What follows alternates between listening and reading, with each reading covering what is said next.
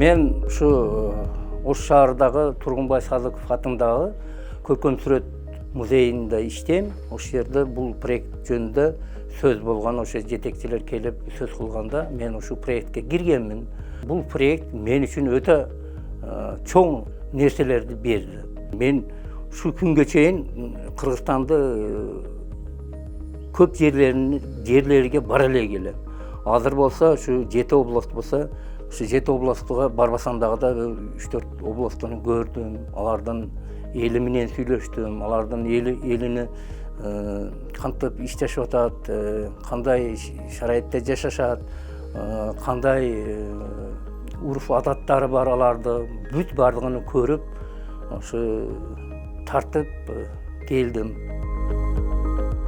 Ошо Сулайман Тоо менен Оштун эски көчөлөрүнө да этюд жаздым.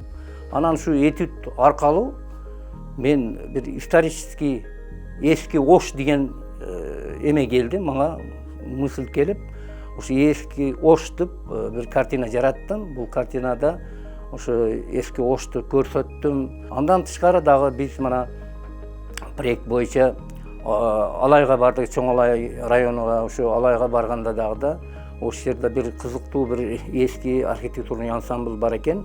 Дарат Коргон Чеби деген, ошо Дарат Коргон Чеби жөнүндө бизге ошо эмелер айтып берди. Ошо историядан сабак бере турган агайлар ошо түшүндүрүп бергенде мен ошо агайлардын сөзү менен ушу Дарат Коргондо этюд жаздым.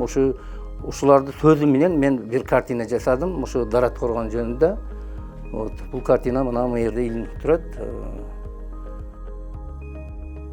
Мен кийинки муулдарга мен ушу биздин ата мекенде жашаган улуттардын урф адаттарыны, алардын обычайларыны, алардын жашаган шарайттарыны тартып, аларга кийинки муулдарга мен өзүмө ушу калдырсам деген ойдо иштеп атам азыр.